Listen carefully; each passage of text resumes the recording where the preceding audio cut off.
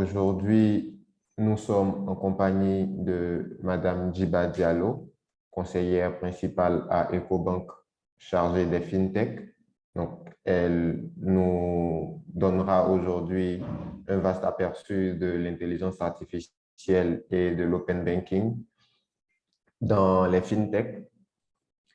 Juste quelques rappels avant de débuter cette session. Je pense que nous sommes habitués aux règles, mais je vais quand même les rappeler. Donc, comme vous le savez, les micros sont fermés, mais vous avez l'opportunité de marquer vos questions dans la box Q&A, la box des questions-réponses, mais aussi dans le chat. Nous allons prendre les questions à la fin de la présentation de Madame Diallo et elle aura la latitude donc de répondre à toutes les questions que vous pourrez avoir. Aussi, vous dire que le cours il est enregistré, donc enregistré en français et en anglais avec l'interprète qui est sur la ligne. Donc, à la fin de la formation, les cours vous sont donnés sur la plateforme de formation AMA Academy. Et nous vous invitons aussi par la même occasion à compléter les quiz qui sont sur la plateforme, car ce sont ces quiz-là qui permettent de mesurer la progression de chaque participant et derrière permettre donc à ceux qui auront répondu à tous les quiz d'être éligibles pour le FinTech Journalist of the Year, donc le journaliste FinTech de l'année. Sans transition aucune, je vais donner la parole à Madame Djiba Diallo, conseillère principale en matière de FinTech chez Ecobank pour la formation du jour. Merci Djiba et bienvenue. Bonjour Eric, bonjour à tous. Merci de me recevoir sur cette plateforme virtuelle. Donc, comme Eric l'a dit, je suis Djiba Diallo, je suis la responsable de la stratégie FinTech chez Ecobank au niveau du groupe.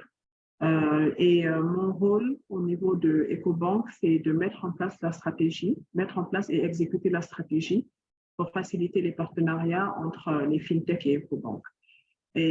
Donc aujourd'hui, je vais vous parler de l'intelligence artificielle et de l'open banking, mais plus précisément, comment est-ce que ces deux domaines sont appliqués dans notre environnement qui est celui de technologique en Afrique.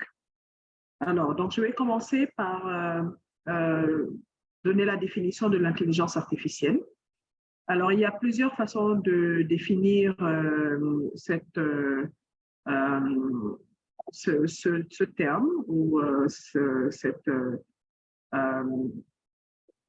cette technologie particulière. Si je devais le définir, moi, d'après mon expérience, l'intelligence artificielle, c'est la capacité qui est donnée aux ordinateurs de pouvoir analyser à partir d'une certaine quantité de données et surtout de prendre des actions, de mettre en place des actions sur la base de leur propre analyse.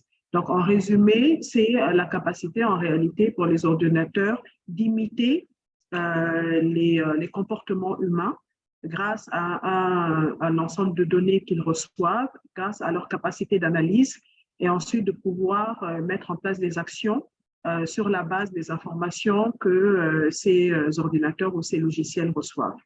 Donc, on va entrer dans les détails pour que ce n'ait pas l'air trop abstrait pour vous. Aujourd'hui, quand on parle d'intelligence artificielle, les gens ont l'impression que c'est quelque chose de très compliqué, mais en réalité, vous allez vous apercevoir que c'est une technologie avec laquelle vous interagissez déjà tous les jours sans forcément le savoir. Alors, donc, il y a plusieurs domaines d'application de l'intelligence artificielle. Comme je le disais tantôt, en réalité, dans beaucoup de cas, c'est une technologie avec laquelle vous êtes en contact sans le savoir. Alors, si je prends l'exemple, par exemple, des chatbots. Pardon, l'exemple des chatbots. Donc, les chatbots, comme vous le savez, ce sont ces outils en fait, d'interaction qui sont souvent intégrés dans des sites web. Donc, je suis sûre qu'il vous est arrivé souvent d'aller sur un site web, d'ouvrir une page et vous avez un petit widget qui apparaît et qui vous propose en fait une discussion. Donc, vous avez souvent un message, est-ce que vous avez besoin d'aide, est-ce que vous voulez discuter? Voilà, nous sommes là pour aider. En réalité, derrière ce petit widget, on a l'impression que c'est un être humain qui est en train d'interagir avec vous, mais c'est une machine. Donc, et cette machine-là, justement, elle utilise le principe de l'intelligence artificielle pour pouvoir fonctionner. Il y a des applications, bien entendu, au niveau de tout ce qui est robotique. Aujourd'hui, il y a beaucoup de choses qui sont en train de se passer dans l'industrie de la robotique, surtout en Asie et en Amérique. Et tous ces robots, en fait, ont forcément des capacités d'intelligence artificielle derrière pour pouvoir interagir et pouvoir fonctionner de façon, autonome. Lorsque il y a des outils qui sont un peu plus élaborés ou beaucoup plus élaborés qui utilisent aussi l'intelligence artificielle. Donc aujourd'hui, on est tous conscients que il y a une grosse adoption, il y a un gros appétit pour la technologie en Afrique, mais il y a quand même le frein de la langue qui est là. Donc il y a beaucoup d'initiatives qui sont en train d'être mises en place pour pouvoir faire des traductions naturelles de langage automatiques via des robots. Et ça aussi, c'est l'intelligence artificielle qui permet de le faire. Après, si on va un peu plus loin, il y a du deep learning, le machine learning. Là, c'est l'application, on va dire, la plus poussée de nos jours de ce qui est de l'intelligence artificielle pour vraiment avoir des outils d'intelligence et de décisionnel dans plusieurs domaines, tels que le domaine de la banque, par exemple, bien entendu. Donc, l'intelligence artificielle, est vraiment au cœur de l'innovation, au sein de l'innovation aujourd'hui dans l'informatique. En réalité, c'est une technologie qui existe depuis très longtemps, mais qui est en train de se démocratiser de plus en plus, et on va voir pourquoi. Elle contribue à améliorer les conditions de vie des individus qui l'utilisent et aussi à affiner nos capacités de prévision et aussi de décision. Donc ça aussi, on va voir en fait des cas pratiques d'application de l'intelligence artificielle pour pouvoir aider à la décision au niveau de plusieurs industries. Donc l'intelligence artificielle, en réalité, nous n'en sommes qu'au début de cette capacité. Plus nous avançons et plus nous nous rendons compte que c'est une technologie qui peut vraiment permettre énormément de choses et comme on le dit dans le domaine de la technologie, sky is the limit. Plus on avance dans le domaine de l'intelligence artificielle et plus on se rend compte des capacités extraordinaires qu'elle permet de découvrir. Alors, donc je parlais tout à l'heure des domaines d'application de l'intelligence artificielle. J'ai donné quelques exemples tout à l'heure.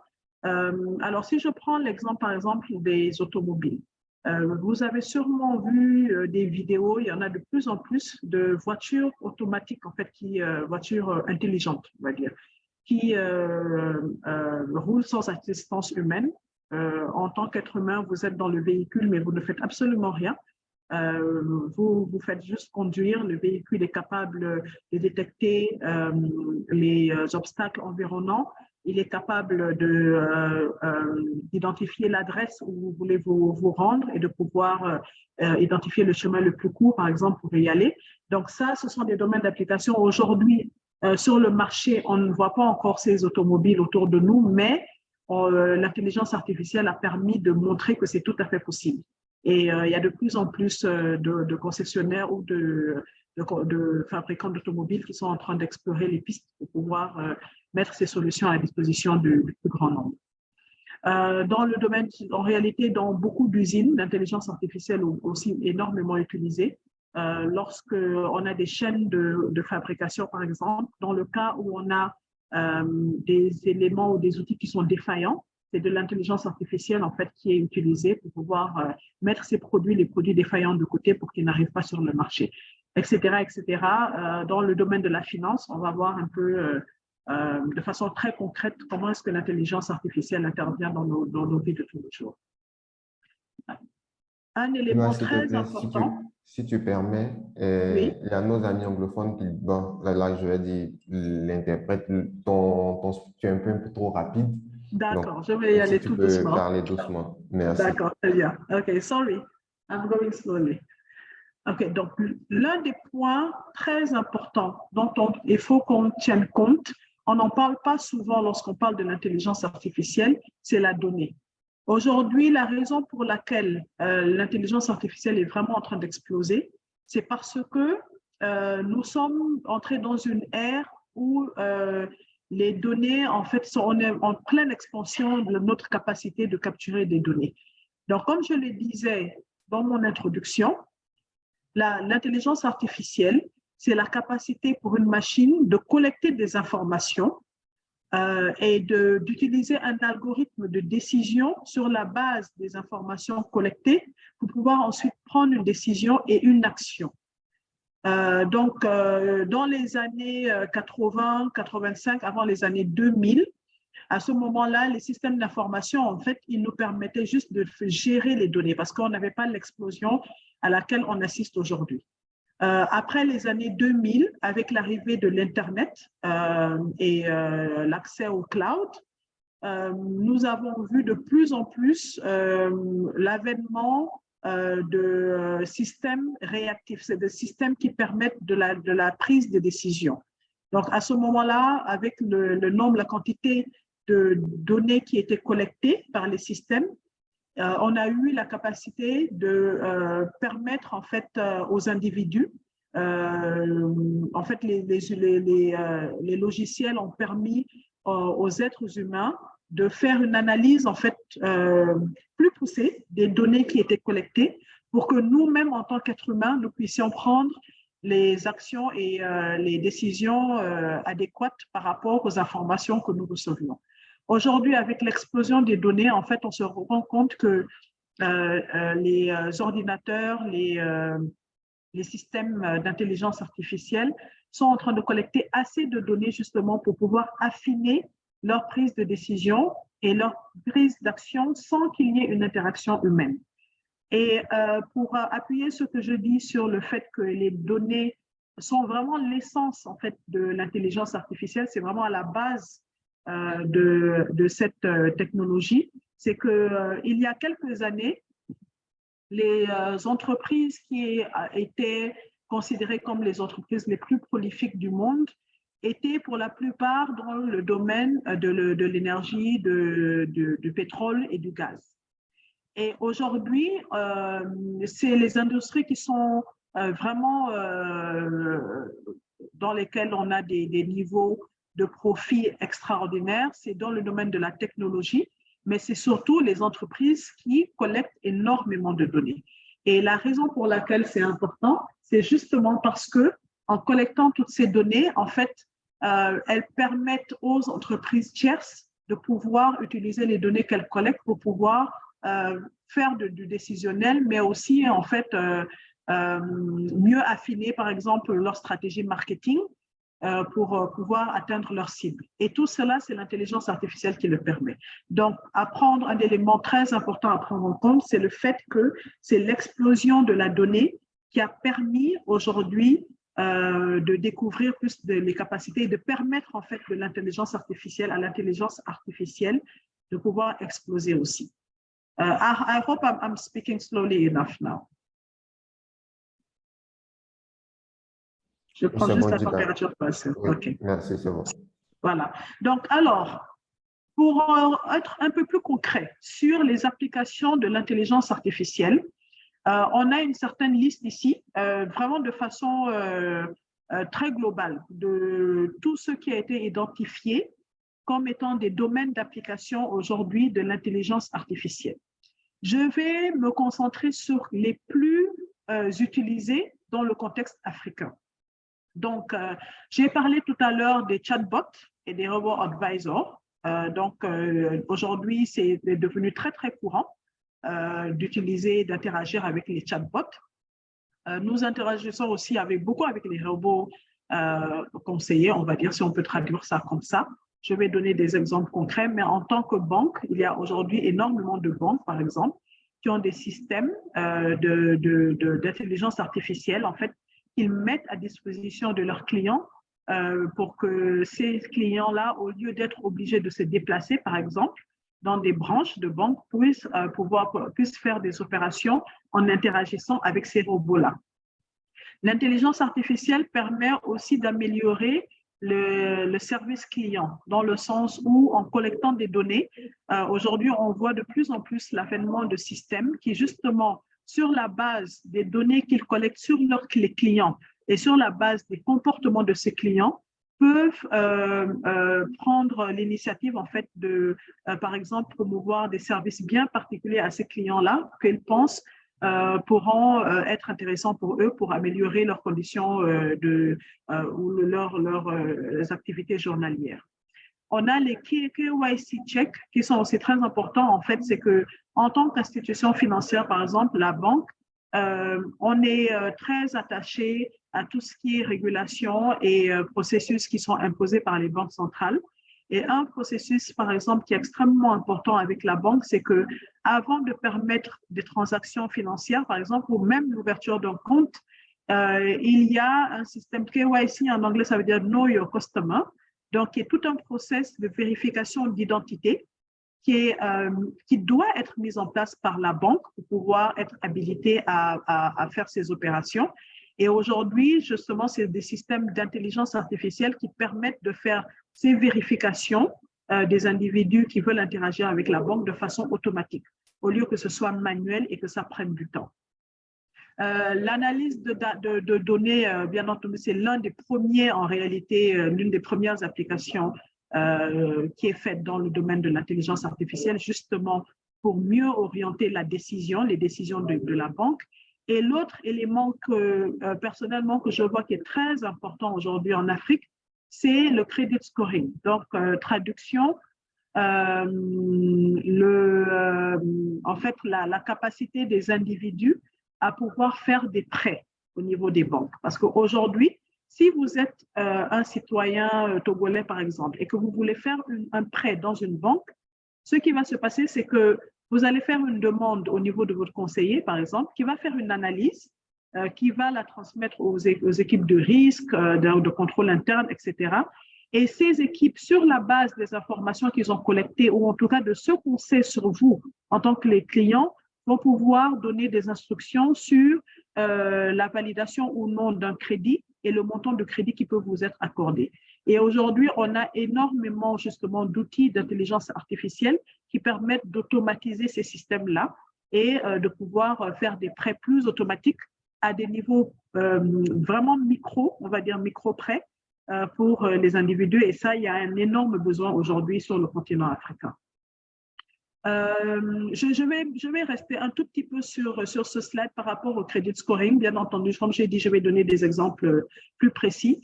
Il est arrivé, par exemple, que moi, j'ai participé à un atelier où on parlait des domaines d'application de l'intelligence artificielle.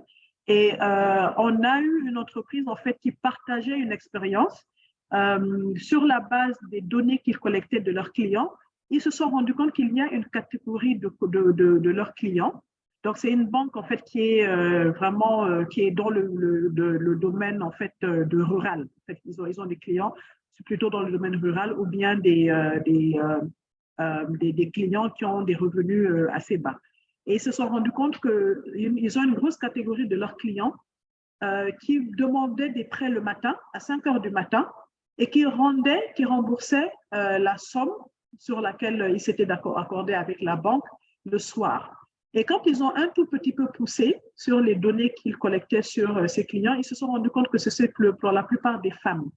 Et en analysant un peu plus, en fait, ils se sont rendus compte que c'était des femmes qui, le matin, empruntaient de l'argent, allaient dans les zones plus reculées des villes pour acheter des légumes, par exemple, et revenaient chez elles, dans leur quartier ou dans d'autres quartiers pour vendre. Et ça, c'est très, très commun aujourd'hui en Afrique. On voit beaucoup je suis sûre que dans vos quartiers, vous voyez souvent des femmes avec des tables qui vendent des fruits et des légumes. Et donc, ils se sont rendus compte qu'en réalité, grâce à leur système de credit scoring, ils pouvaient facilement, ces femmes-là pouvaient se lever le matin très tôt, faire des demandes de prêts de 5, 10 dollars, 20 dollars, donc 5 000 francs CFA, 10 000 francs CFA, faire leurs activités de la journée et puis le soir, pouvoir faire leur remboursement et pouvoir continuer leurs activités tranquillement. Donc, on n'en a pas l'impression, mais ça, par exemple, c'est un domaine très concret, un exemple très concret d'application de l'intelligence artificielle dans notre environnement africain qui est assez particulier. Alors maintenant, je vais parler de l'open banking. Donc, qu'est-ce que l'open banking? Comme son nom l'indique en anglais, open banking, donc c'est un système d'ouverture de la banque. Donc, en résumé, c'est une méthodologie en fait qui permet aux banques de s'associer avec des entreprises externes pour pouvoir fournir des services technologiques innovants. Donc, c'est la capacité ou la possibilité que les banques ouvrent à des sociétés externes de pouvoir s'intégrer avec les plateformes technologiques des banques pour pouvoir servir leurs clients. Et c'est pareil, l'open banking, on n'en a pas l'impression, mais en réalité, c'est une technologie que vous utilisez, qu'on utilise tous les jours, sans forcément s'en rendre compte. Donc, l'open banking est beaucoup basé sur ce qu'on appelle les API. Donc, les API, c'est les Application Platform Interface. C'est des interfaces Application Programming Interface. Donc, ce sont des interfaces de programmation d'applications. En résumé, ce sont des ponts, en fait, qui sont ouverts. C'est considérer la banque comme un château avec de l'eau autour. Donc, ce sont des ponts que de temps en temps, la banque ouvre pour que des entreprises ou des organisations ou des systèmes externes puissent communiquer avec les systèmes technologiques de la banque et pouvoir fournir des solutions à leurs clients. Donc, un exemple très concret que je peux donner d'open banking, c'est que quand vous allez sur un site web, si par exemple vous devez prendre un rendez-vous pour une demande de visa via une ambassade, ou bien vous voulez faire un achat en ligne, ou bien vous voulez réserver une chambre d'hôtel, à un moment, vous avez la possibilité de payer par carte bancaire. Donc, sur le site sur lequel vous êtes, vous vous contentez de mettre les informations de votre carte bancaire, de confirmer le montant et la transaction est faite. Mais en réalité, ce qui se passe derrière, c'est que c'est la banque qui processe, c'est une banque qui processe toutes ces transactions, justement en permettant l'ouverture de ces interfaces de programmation d'application à d'autres entreprises tierces pour que les transactions puissent se faire. Et ça, ce n'est possible qu'avec des banques parce que ce sont les banques centrales, en fait, imposent ce type de technologie pour pouvoir permettre des transactions financières de façon digitale. Il faut qu'il y ait une banque derrière. Donc, voilà un peu un exemple concret de ce que c'est qu'une application de l'open banking. Alors, donc, l'indice 2022 de Mastercard, donc Mastercard, justement, un exemple très concret, justement, dont je parlais de système d'utilisation de l'open banking pour pouvoir permettre les transactions financières, par exemple, en ligne. Donc, en réalité, beaucoup de gens ne savent pas, quand ils font une transaction en ligne, par exemple, avec leur carte bancaire, que c'est de l'open banking, mais en réalité, c'est le cas. Donc, voilà, c'est juste pour vous donner un exemple très concret de ce qui se passe dans ce domaine. Alors, donc, qu'est-ce que ça permet de faire? Donc, l'open banking, ça permet aux banques d'offrir des services, en tout cas d'augmenter leur palette de services qu'ils offrent à leurs clients. Ça permet aux clients de pouvoir justement utiliser des services innovants technologiques pour pouvoir faire des opérations financières sans forcément passer par des banques en fait, de façon directe. Ça permet aux consommateurs d'avoir un meilleur contrôle de leurs finances, par exemple. Donc, on verra des applications bien concrètes dans le cadre de services de sociétés de fintech, justement, qui permettent, en utilisant des outils à la fois d'intelligence artificielle ou d'autres outils plus simplifiés, de permettre à des clients de contrôler leurs finances.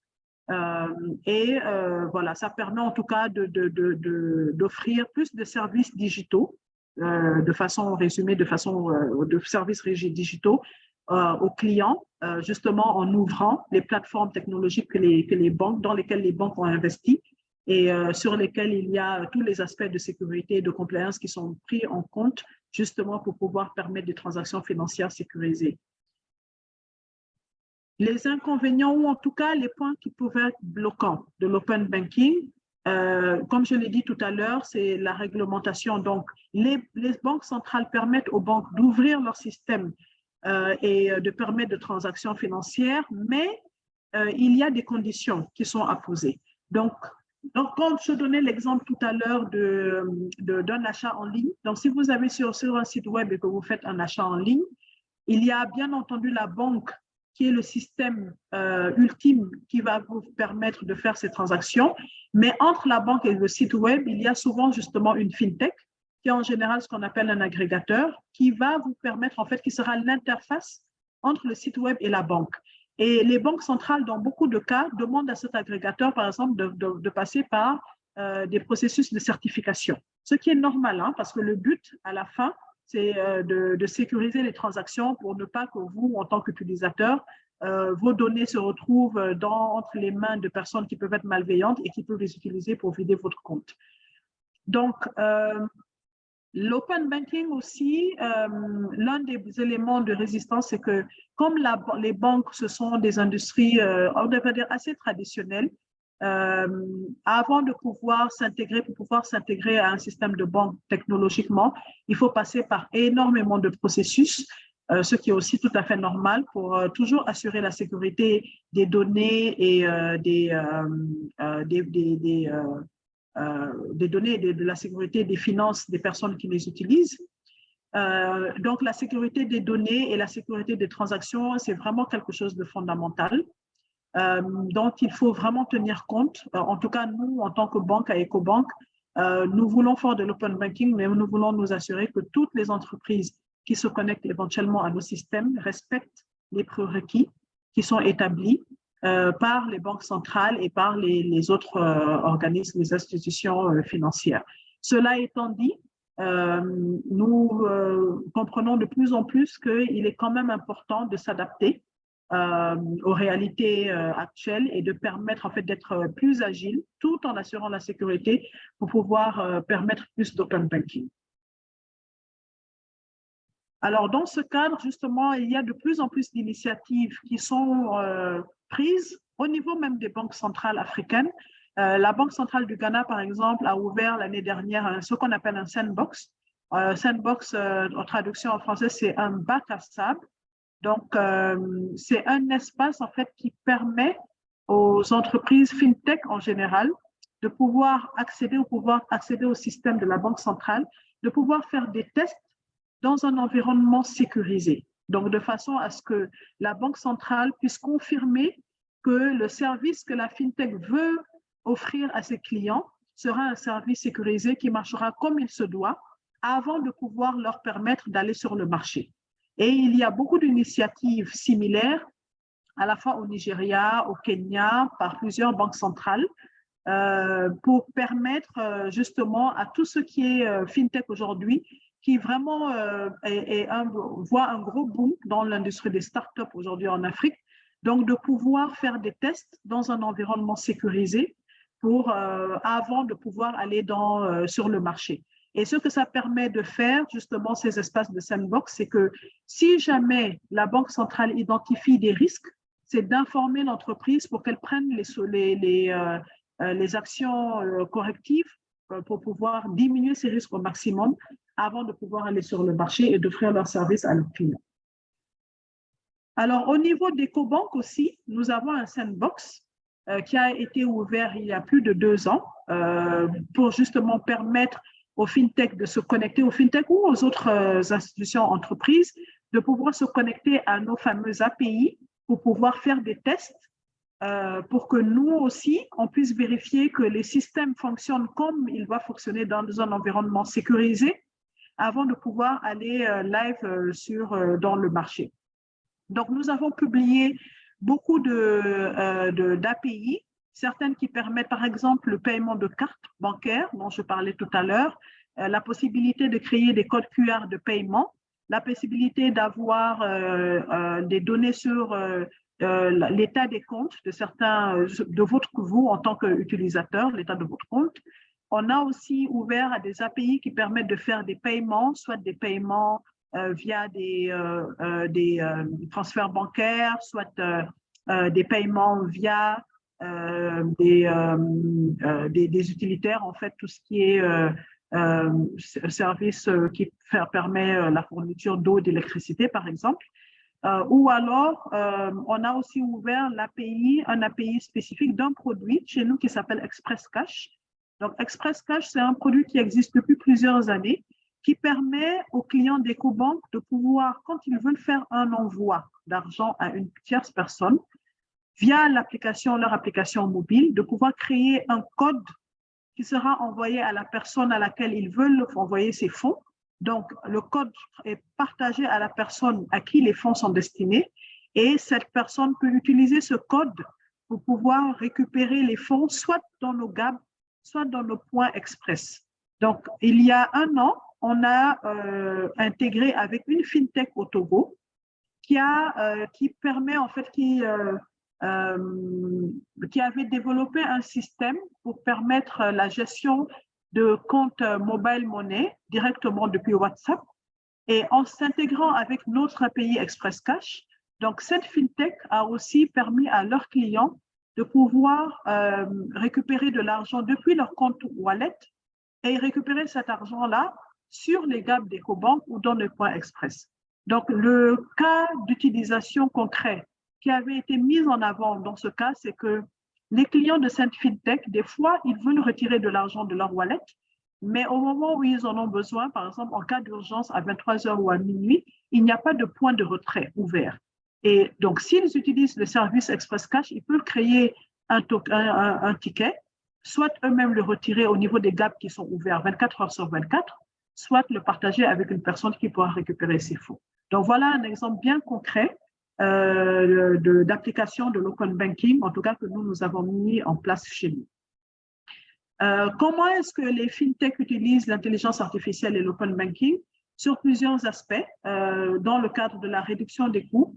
Exemple très concret, lorsque justement via l'intelligence artificielle, on a permis à certaines entreprises de faire des analyses sur l'utilisation de l'énergie, par exemple, dans certains buildings et de pouvoir automatiquement, en fait, faire en sorte que sur certains espaces, par exemple, que l'utilisation ou en tout cas que les lampes ou par exemple les climatiseurs soient éteints. Un autre exemple d'une entreprise, il y a une entreprise en fait qui gérait la location de sites d'immeubles. En fait, on leur a confié la gestion de gros immeubles. Ça s'est passé en Europe.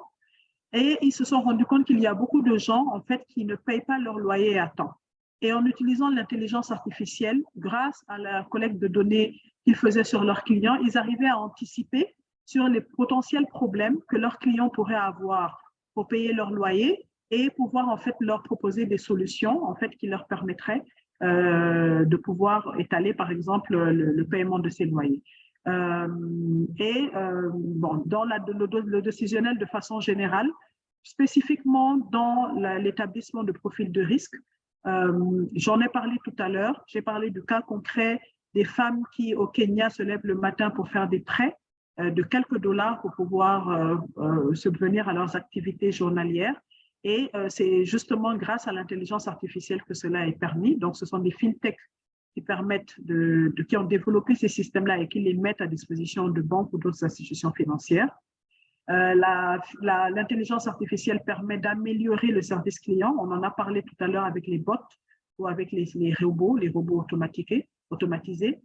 Ça permet aussi d'affiner la cybersécurité via le KYC, dont on a parlé tout à l'heure. Cela permet de favoriser de façon générale tout ce qui est transactions financières. Et donc, je vais donner des exemples bien concrets. Pardon. Voilà. Donc, dans le cas de partenariat, par exemple, nous, un partenariat qu'on a mis en place avec une entreprise qui s'appelle Jumo, sur deux aspects. Jumo, justement, a développé un système de KYC via de l'intelligence artificielle qui fait qu'aujourd'hui, lorsque vous voulez ouvrir un compte dans certains pays, au lieu d'être obligé de fournir votre pièce d'identité, votre facture, par exemple, dans les branches, dans les banques, vous pouvez le faire automatiquement. Et Jumo, en fait, s'est connecté à des systèmes de vérification d'identité pour pouvoir permettre ce service-là. Donc, aujourd'hui, on a la possibilité dans certains pays, pour certains clients, d'ouvrir des comptes bancaires sans être obligé de se déplacer. Un autre exemple d'un partenariat avec Jumo, toujours dans le cadre du credit scoring, donc pour les microcrédits, en partenariat avec une société telco, justement parce que cette société a accès aux données de ses clients. Jumo a mis à disposition un système de credit scoring qui fait de l'analyse des données qui sont collectées sur ces clients-là pour pouvoir ensuite les transmettre à EcoBank et pour que EcoBank, de façon digitale automatique, puisse accorder des prêts à ces personnes sur la base de leur niveau de risque en termes de crédit. Je parlais tout à l'heure des robots, les chatbots, on en a parlé. Donc, beaucoup de banques aujourd'hui ont mis en place ces systèmes-là, que ce soit Netbank, que ce soit d'autres. Chez EcoBank, on a un système qui s'appelle Rafiki, qui est vraiment un robot digital, qui est basé complètement sur de l'intelligence artificielle et qui permet en fait d'interagir, qui interagit avec les clients de façon automatisée sans qu'il n'y ait une action humaine derrière. Un autre domaine d'application de l'open banking et de l'intelligence artificielle, nous avons mis en place un partenariat avec une entreprise au Ghana qui s'appelle iPay, qui est spécialisée dans les services de paiement justement pour les PME. Donc, parce qu'ils se sont intégrés sur nos API via de l'open banking, ils ont pu permettre, en fait, ils ont proposé à beaucoup de marchands ou d'entreprises qui veulent avoir une présence en ligne mais qui n'ont pas de site web, de pouvoir créer des sites web pour eux et d'attacher des services de paiement derrière. Et selon justement les niveaux de transactions qui sont faits en ligne pour ces PME, pour ces marchands en ligne, EcoBank, en fait, digitalement, utilise le système de décisionnel derrière pour pouvoir accorder des prêts à ces marchands sur la base de leur performance financière. Un élément important dont on doit tenir compte, c'est que l'open banking, oui, pour le moment, sur le continent, la plupart des exemples d'open banking qui sont mis en place, ce sont des systèmes via les API, mais pour aller plus loin, et ça se passe déjà dans certains pays en Asie et en Europe, certaines banques vont dans le principe de l'open banking aussi en permettant l'accès aux données de la banque, bien entendu de façon sécurisée. Il faut que ce soit dans un cadre bien délimité. Donc, en permettant l'accès aux données à certaines entreprises extérieures, le but justement, c'est de permettre à leurs outils d'intelligence artificielle de pouvoir utiliser toutes les données que les banques collectent, par exemple, pour pouvoir fournir des services vraiment très innovants et très performants à leurs clients. Et c'est cela l'avenir, c'est cela le futur. Donc voilà, je tenais à partager ce point qui est considéré comme étant la prochaine étape de l'open banking au-delà des API. C'est vraiment l'ouverture de l'accès aux données aux entreprises externes aux banques, par exemple, pouvoir vraiment permettre la mise à disposition de services digitaux très, très innovants sur le continent. Donc voilà, en résumé, l'intelligence artificielle, comme je le disais, ça a l'air d'une technologie très avancée, mais en réalité, c'est une technologie avec laquelle nous interagissons tous les jours sans forcément nous en rendre compte et sur laquelle il y a beaucoup de domaines d'application, allant du chatbot jusqu'au credit scoring pour l'automatisation des prêts et l'open banking qui commence par l'ouverture de l'accès aux services numériques, services digitaux des banques pour pouvoir permettre à d'autres entreprises de fournir des services innovants à leurs clients et avec la prochaine étape qui consistera à l'ouverture à l'accès des données de façon sécurisée pour permettre la mise à disposition de nouveaux services innovants digitaux sur le continent. Donc voilà, je suis à la fin de ma présentation et je vais, voilà, juste une bibliographie des sources des informations qui ont été partagées dans ce slide. Voilà, merci, je vous remercie et je suis disponible pour les questions. Merci, Djiba, pour votre présentation. Merci d'avoir partagé votre connaissance avec nos amis journalistes ici présents. Nous allons maintenant procéder à la phase des questions-réponses. Donc, nous allons prendre les questions. Et lors de votre présentation, nous avons reçu cette question-là de Hugues Mpaka, un journaliste de la République démocratique du Congo, qui demandait si l'intelligence artificielle telle que présentée donc, a plusieurs avantages que nous saluons. Cependant, à côté de ce bon côté, quels sont donc les inconvénients est-ce que l'intelligence artificielle ne va pas prendre le dessus sur les humains dans les années à venir? Et si cela arrivait, est-ce qu'il y a des mécanismes envisagés donc, pour l'arrêter? C'est une très, très bonne question. Je vais remettre ma caméra pour que vous voyez que je souriais. C'est une bonne question parce que c'est une question que tout le monde se pose. C'est une question que toutes les personnes qui ont baigné dans le domaine de l'innovation et de la technologie se sont toutes posées. On a tous en mémoire les films sur l'intelligence artificielle qu'on regardait dans les années 80 qui nous faisaient très, très peur, où on voyait des robots qui prenaient le dessus sur l'humain et qui nous commandaient. Donc, oui, tout le monde y pense. Aujourd'hui, on n'y est pas. C'est très difficile de répondre à cette question parce que c'est très difficile de prévoir ce qui se passera dans l'avenir. Maintenant, cela étant dit, lorsqu'on développe un système d'intelligence artificielle, vous savez, c'est un être humain qui est derrière. Hein. C'est un être humain qui est derrière dans le sens où le logiciel qui est associé à cette intelligence artificielle a été développé par un humain. Aujourd'hui, on est assez surpris de voir de cas de systèmes en fait, d'intelligence artificielle qui ont des comportements qui n'avaient pas été prédits par l'humain. C'est une réalité. Mais je pense que, étant donné que ce sont des systèmes qui sont développés par nous-mêmes, je pense que nous pouvons rester confiants et nous dire que pour le moment, on a la main sur le système d'intelligence artificielle et on espère la garder.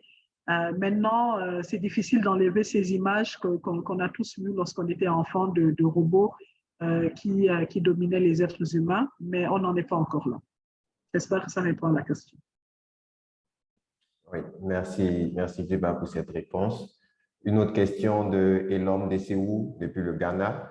Donc, il demande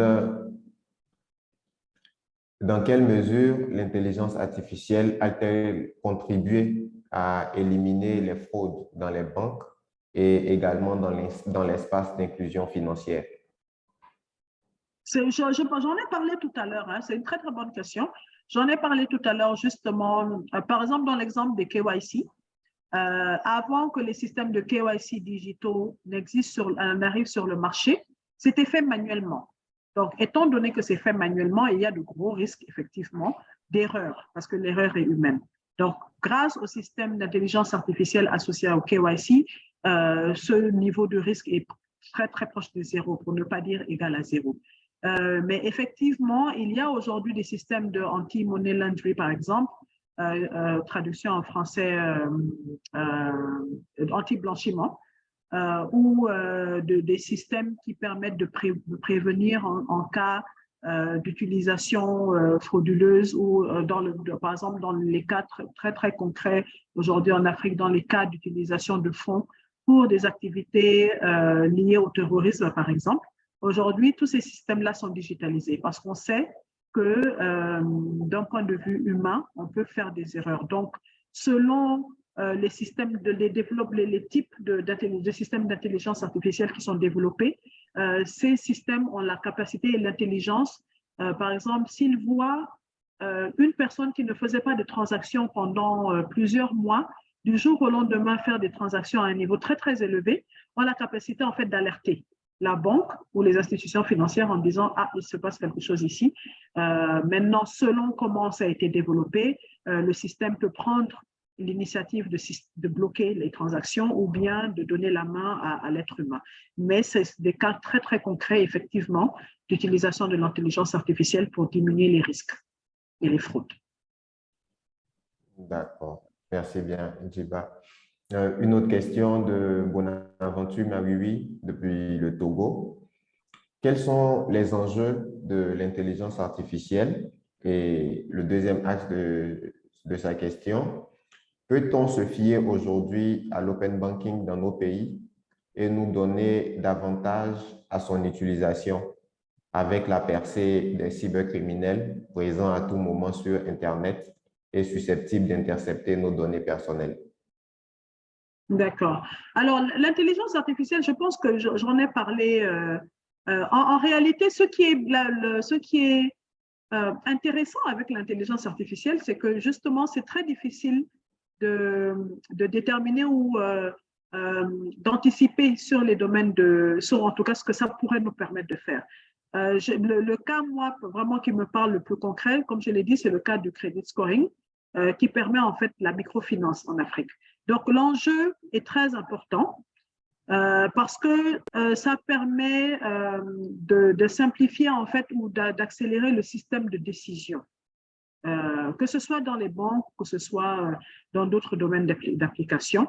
Donc, l'intelligence artificielle est vraiment au cœur de beaucoup d'industries parce que ce que ça permet de faire, c'est que ça permet d'améliorer les capacités des êtres humains dans le sens où, parce que ce sont des machines extrêmement performantes qui peuvent aller très vite et qui ont une capacité d'analyse de données presque illimitée, donc qui peuvent prendre les bonnes décisions pour pouvoir aider aux entreprises, par exemple, de pouvoir optimiser, par exemple, comme on l'a dit tout à l'heure, optimiser les coûts ou réduire certaines dépenses, optimiser la gestion interne. J'ai parlé tout à l'heure du cas des véhicules, mais bon, ça, pour le moment, je pense que l'industrie est encore en train de se tâter. Dans le domaine des usines, très concrètement, comment est-ce que ça permet d'améliorer les performances de production d'usines. Donc, c'est un élément vraiment clé.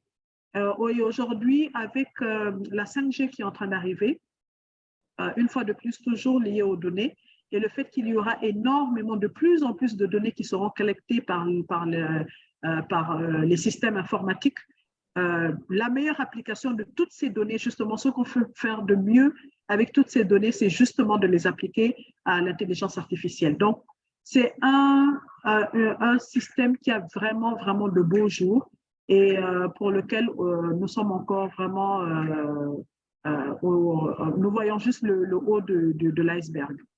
Pour en revenir sur la question sur l'open banking, il faut que, comme je l'ai dit tout à l'heure, hein, l'open banking, ça va toujours avec un sandbox.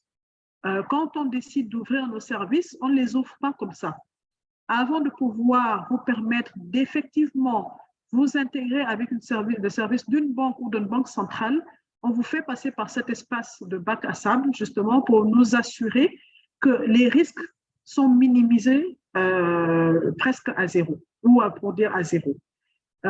Et justement, le but derrière, c'est justement protéger de tout ce qui est cybercriminalité, qui est effectivement un élément extrêmement important aujourd'hui dans le domaine de la technologie. Cela étant dit, le risque zéro n'existe pas.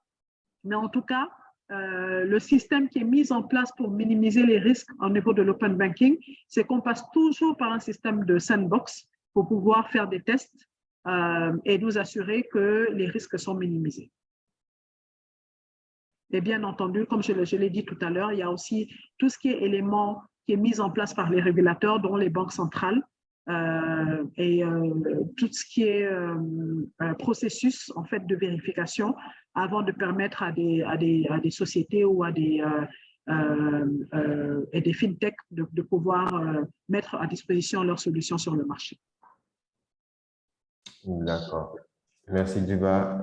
Une autre question qui nous vient de Adriane Ndjike, qui nous demande la société africaine actuelle est très ancrée dans sa culture. Comment l'intelligence artificielle intègre la culture africaine dans son déploiement? Ah, c'est une très bonne question. C'est une question que moi j'aimerais poser justement aux innovateurs. Mais je pense, une fois de plus, je vais avoir l'air de me répéter, mais le système d'application que moi je vois qui est vraiment parlant, parce que s'il y a un véritable boom dans ce sens-là, c'est toujours dans le credit scoring. Parce qu'aujourd'hui, le taux de bancarisation en Afrique est extrêmement bas. Avec l'avènement des wallets, on a vu de plus en plus de gens pouvoir faire des transactions financières depuis leur téléphone sans forcément avoir de compte bancaire. Et grâce aux données que nous pouvons collecter de toutes ces personnes-là, en fait, c'est une façon en fait, de les faire inclure dans le système financier parce que le problème aujourd'hui des banques, la raison pour laquelle les taux de prêt sont très faibles, c'est parce que quand vous allez chez une banque, justement, si elle ne vous connaît pas, elle ne peut pas déterminer le taux de risque, le niveau de risque qu'elle peut vous associer. Donc, en accédant à ces données et en les appliquant à de l'intelligence artificielle, ça permet vraiment, que ce soit aux banques ou aux autres fintechs, de pouvoir inclure financièrement toutes ces populations qui n'ont pas forcément, qui considèrent qu'ils n'ont pas forcément besoin d'avoir un compte bancaire et qui n'ont pas forcément accès à ces institutions. Et ça, c'est un élément vraiment très important aujourd'hui pour l'économie. Cela étant dit, il faut quand même faire attention à ce que ces systèmes-là soient réglementés. Il y a quelques semaines, par exemple, la Banque centrale du Kenya a pris l'initiative de faire une espèce de vérification de toutes ces fintechs et de toutes ces sociétés qui permettaient des crédits digitaux. Ils se sont rendus compte qu'il y en a énormément. Sur 200, il y a eu à peine une dizaine qui a quand même eu l'autorisation de continuer. Toutes les autres, on leur a formellement interdit de continuer les activités justement parce qu'ils n'entraient pas dans le cadre réglementaire. Donc, pour moi, c'est l'application aujourd'hui que je la vois qui est la plus parlante. Maintenant, voilà, il y a d'autres applications. Aujourd'hui, on a vu, par exemple, dans le cas d'agriculteurs, il y a eu de fermiers ou d'agriculteurs. Il y a des sociétés aujourd'hui qui ont développé des systèmes pour pouvoir prédire le niveau de production, par exemple, de certains agriculteurs dans les zones rurales. Sur la base de la météo, sur la base de la qualité des sols, sur la base de plusieurs autres informations qu'ils collectaient. Et le but derrière, en fait, c'est d'assurer ces populations pour qu'elles soient moins vulnérables. Pour que dans le cas où, grâce aux données qui ont été collectées, on se rend compte que la production des fermiers va être moins bonne, par exemple, que l'année d'avant, c'est pour qu'ils puissent bénéficier d'une assurance qui leur permette de continuer à vivre et de ne pas être trop exposés à ces fluctuations météorologiques, par exemple, ou d'autres éléments. Donc, voilà, juste deux exemples, mais on peut en avoir énormément d'autres. Mais le but, en fait, c'est de voir comment est-ce que dans le contexte africain, justement, l'intelligence artificielle peut nous aider à améliorer les conditions de vie des citoyens. D'accord, je pense que votre réponse est vraiment compréhensive et à l'aide des exemples, on peut facilement comprendre l'importance de l'intelligence artificielle. Anselme Akeko de la Côte d'Ivoire nous demande quels sont les socles ou les éléments de succès de l'intelligence artificielle pour un établissement financier.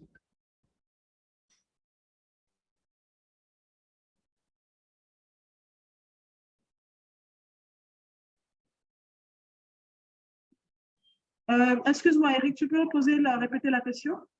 Oui, donc Anselme Akeko de la Côte d'Ivoire qui nous demande quels sont les socles ou les éléments de succès de l'intelligence artificielle pour un établissement financier. La première, c'est la donnée. Une fois de plus, c'est la donnée. La deuxième, c'est le niveau de capacité de l'algorithme qui est utilisé pour l'intelligence artificielle. Et la troisième, c'est la réglementation. Donc, la donnée, parce que sans ça, vous aurez beau avoir un système intelligent, s'il n'a pas la donnée pour prendre la décision, ça ne servira pas à grand-chose. Le système de développement des algorithmes, parce que ce qu'il faut savoir, c'est que l'intelligence artificielle, c'est basé sur un algorithme justement qui a été développé par un humain. Donc, plus l'algorithme est performant, plus le système d'intelligence derrière sera performant. Aujourd'hui, il y a beaucoup d'entreprises qui proposent des solutions d'intelligence artificielle, que ce soit dans le domaine de la robotique ou autre, mais en général, ce sont à peu près les mêmes algorithmes qui sont utilisés, mais voilà, selon le niveau, en fait, plus votre algorithme sera performant, plus le niveau d'erreur sera faible. Et c'est comme ça qu'on peut mesurer justement la performance de votre système. Et enfin, le système réglementaire qui doit être pris en compte dans l'implémentation de l'algorithme justement de l'intelligence artificielle, parce qu'on reste dans un domaine réglementé par les banques centrales et les différentes institutions, pour être sûr qu'on ne ressort pas du cadre réglementaire et qu'on ne met pas la banque dans un risque. Donc, voilà les trois éléments fondamentaux. D'accord. Merci bien, Djiba. Une question de Carmel Indeo qui demande comment la mise en place de chatbots, par exemple, contribue-t-elle à la performance d'une banque ou à l'amélioration de la relation banque-client? Ça améliore dans le sens où, en tant que vous, client, vous n'avez pas forcément besoin de vous déplacer, vous n'avez pas besoin de prendre votre téléphone pour appeler. Vous parlez avec un robot et le robot, en réalité, les cas de chatbot, c'est pour régler des problèmes communs, entre guillemets. C'est-à-dire, si, par exemple, vous voulez savoir où est-ce que les heures d'ouverture d'une agence, par exemple, ou bien vous voulez avoir des informations sur votre solde, ou bien vous voulez avoir l'historique. Vous pouvez interagir soit avec un robot, soit avec un chatbot. Et pourquoi c'est intéressant pour vous en tant que client? C'est parce que la réponse est instantanée, parce que le robot, il va juste pêcher l'information dans les systèmes internes pour vous les partager. Et c'est une économie pour la banque, pour la banque, parce que ça veut dire qu'on n'est pas obligé de mobiliser une personne qu'on va payer pour pouvoir répondre à vos problématiques en tant que client. Donc, ça permet de faire des économies en termes de coûts pour les ressources que la banque met à disposition. Et ça permet de gagner en temps pour le client parce que vous n'êtes pas obligé de vous déplacer ou d'appeler, d'attendre sur une ligne, d'être sur la queue. La réponse est instantanée et vous avez automatiquement l'information que vous cherchez. Et donc, tout le monde est content, à la fois le client et la banque. D'accord, Djiba, merci. Une autre question de Yves Tomatsé depuis le Tchad qui demande comment peut-on intégrer l'intelligence artificielle dans le journalisme et en quoi donc l'intelligence artificielle peut être utile pour ce domaine. Alors, si vous avez un site web, je dis juste une idée comme ça, si vous avez un site web, que vous l'associez, justement, vous faites de la collecte de données derrière. La collecte de données, ça peut être, excusez-moi, la collecte de données, ça peut être par exemple le nombre de clics que vous avez. Vous pouvez savoir sur votre site web, dans la journée, quand est-ce que vous avez le plus de visites, par exemple, quand est-ce que vous avez vos pics. Quels sont les articles qui sont les plus lus, sur lesquels il y a le plus de clics, où il y a le plus de temps que les gens passent. À partir de cette donnée, vous pouvez déterminer, par exemple, si vous si vous introduisez de la publicité sur votre site web, vous pourrez savoir, par exemple, sur quel genre d'article est-ce que vous aurez le plus de vues. Donc, les annonceurs avec lesquels vous travaillez, justement, seront plus intéressés. Vous pourrez, en fait, peut-être leur proposer des plages plus intéressantes moyennant des sommes qui peuvent être un peu plus élevées. Vous pouvez vous-même, en tant que journaliste, savoir quels sont les sujets qui intéressent le plus vos lecteurs, les heures auxquelles les lecteurs passent le plus de temps ou ont plus de visites pour pouvoir plus attirer leur attention. Donc voilà, le champ est vraiment vaste, mais le but en fait c'est de se dire que c'est à partir des données que vous collectez que vous pouvez faire en fait de décisionnel derrière.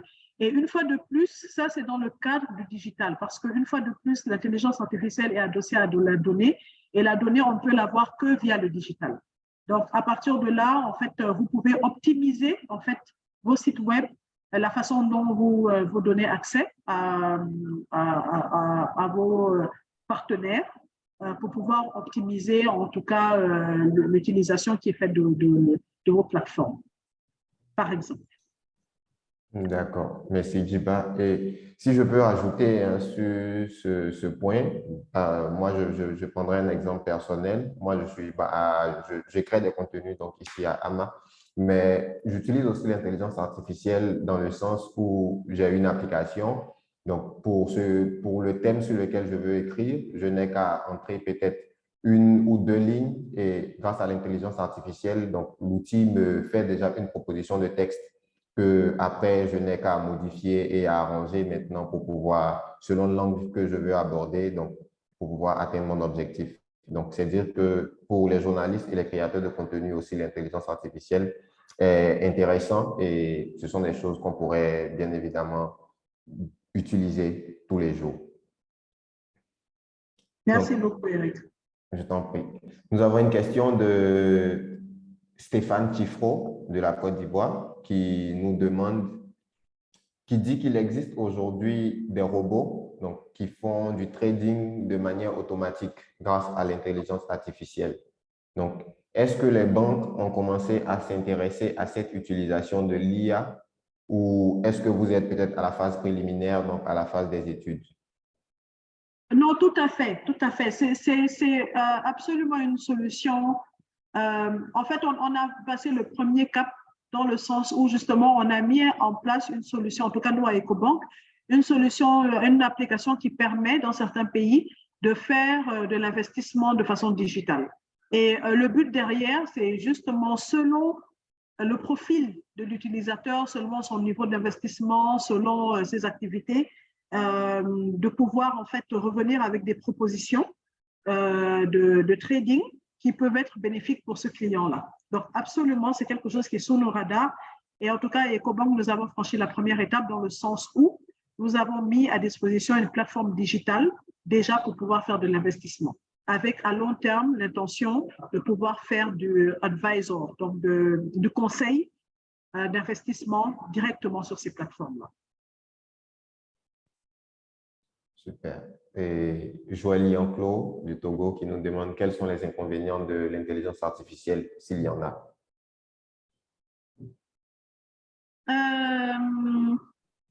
Je pense que la problématique de l'image du robot qui nous domine reste très, très forte dans nos esprits. A priori, personnellement, moi, c'est le seul inconvénient que je verrais. Très souvent, les gens nous disent que le problème de l'intelligence artificielle, c'est que ça remplace des humains. Ça remplace certains rôles. Mais ce qu'il faut comprendre, en fait, c'est que l'application de l'intelligence artificielle, c'est que c'est censé nous permettre, nous, en tant qu'êtres humains, de multiplier nos capacités et d'aller plus vite. Donc, il y a certains rôles, effectivement, il ne faut pas se voiler la face. Il y a certains types de métiers qui vont disparaître avec l'intelligence artificielle, mais il y a d'autres types de métiers qui vont être créés. Qu'on n'a peut-être même pas encore identifié. Donc, c'est vrai que ça va... il y a certains types d'activités qui vont devenir obsolètes, mais ça nous ouvre le champ sur quelque chose de nouveau.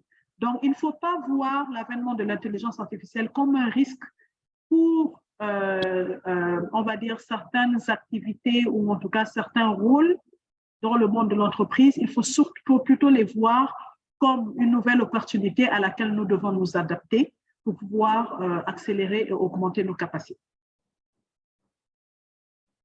D'accord, merci Djiba. Je n'ai plus de questions ici. Je ne sais pas si nos amis journalistes ont des questions. Si vous avez des questions, vous pouvez encore les poser dans la box Q&A.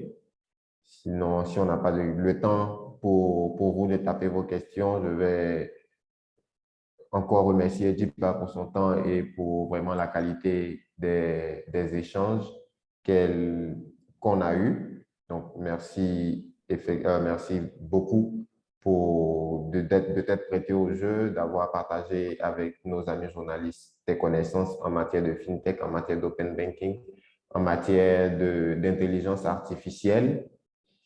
Juste vous rappeler que AMA Academy continue. Nous aurons notre prochaine séance de formation le 2 novembre, le mercredi prochain 2 novembre. Mais entre-temps, j'aimerais rappeler que les quiz, parce qu'il y a certaines communications qui nous reviennent, certaines personnes qui veulent savoir, donc les quiz, qu'en est-il et comment ça se passe. Donc, juste vous dire que les quiz sont sur la plateforme de formation. Donc, la plateforme, chaque participant a reçu son identifiant et son mot de passe pour accéder à la plateforme. Lorsque nous finissons les cours comme ça, nous vous envoyons un email donc, avec l'enregistrement et la présentation. Mais en plus de cela, nous mettons un quiz sur la plateforme. Donc, l'enregistrement et la présentation, c'est pour vous permettre de savoir de quoi on a parlé. Et après le quiz, c'est pour tester les connaissances. Et comme on l'a dit par mail, les personnes qui n'auront pas répondu à ces quiz-là ne seront pas éligibles pour donc je vais dire le devoir de fin de formation et après qui débouchera sur le prix du meilleur journaliste FinTech. Donc, il est important pour vous, à la fin des cours, de retourner sur la plateforme de formation et de participer donc de remplir les différents quiz là pour que le système puisse derrière enregistrer votre progression. Et à partir de là, maintenant, nous saurons donc les personnes qui ont été assidues au cours, qui ont suivi et qui après peuvent donc participer donc au end of program assignment. Donc voilà, donc au devoir de fin de programme et ainsi être éligible pour le prix du meilleur journaliste FinTech. Donc, Stéphane qui me dit que la plateforme n'était pas accessible. Oui, d'accord, mais cela a été fixé depuis un bout de temps. Donc, plusieurs personnes parmi vous ont pu accéder aux différents quiz. Donc, je vous en prie, je vous réitère cette demande-là de partir sur la plateforme afin de pouvoir répondre aux différents quiz. Comme ça, le système enregistrera votre progression et on pourra donc savoir qui a suivi les cours avec bonne compréhension et puis qui est éligible pour le programme de journaliste FinTech de l'année. Donc, nous n'avons plus de questions. Donc, je vais encore une fois de plus dire merci à Djiba pour son temps. Merci à tous les participants d'avoir été avec nous aujourd'hui. Sinon, depuis le début du programme jusqu'à aujourd'hui. D'accord. Djiba, si tu permets, on a une dernière question de Carmel Indeo qui dit, dans les milieux très reculés, l'accès à Internet est un luxe. Comment l'intelligence artificielle peut être utile à ces gens-là? Une fois de plus, j'ai donné l'exemple des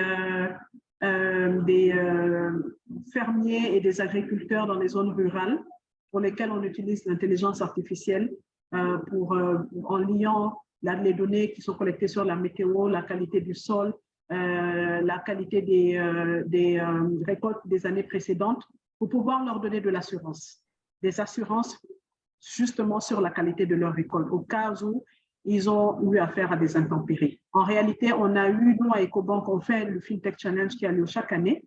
Et l'année dernière, l'un des gagnants des finalistes de la FinTech Challenge, c'était une entreprise qui mettait à disposition ces systèmes-là pour les agriculteurs et les fermiers dans les zones rurales. Un exemple très concret. Et j'ai aussi parlé du cas du credit scoring pour des personnes qui ont des téléphones qui n'ont pas besoin de smartphone, ils ont juste besoin de téléphones classiques qui utilisent des wallets, donc ils font des transactions sur leur téléphone et à partir de là, on a la possibilité, grâce aux données qu'on collecte, d'avoir une idée du niveau de risque de prêt qu'ils représentent pour pouvoir leur effectivement donner des prêts pour qu'ils puissent avoir des activités économiques. Ok, merci bien, Djiba. Je pense que la question est parfaitement répondue. Merci. D'accord, nous n'avons plus de questions. On va se dire au revoir. Merci à Djiba. Merci à tous.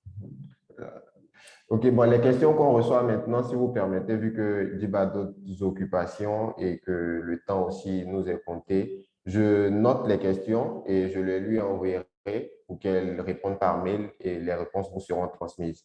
Donc, la Cindy et Yves, je me chargerai personnellement d'avoir les réponses et les questions vous seront transmises par mail, ainsi qu'à tous les participants aussi. Donc, merci bien, Djiba. Merci à tous. Rendez-vous mercredi prochain, mercredi 2, pour le dernier module qui portera sur la réglementation, la sécurité. Donc, dans ce dernier module, on parlera vraiment des différentes réglementations pour les fintechs qui opèrent en Afrique. Quelle est la sécurité? Tout ce qu'ils mettent en place donc, pour s'assurer que nos données sont vraiment sécurisées et que les cybercriminels ne puissent pas donc, les utiliser à d'autres fins. Donc, rendez-vous mercredi pour parler de cela. Et d'ici là, portez-vous bien. Au revoir. Merci à tous. Merci Eric et à l'équipe pour l'organisation. Félicitations et merci à tout le monde. À bientôt. Merci, Djiba. Merci.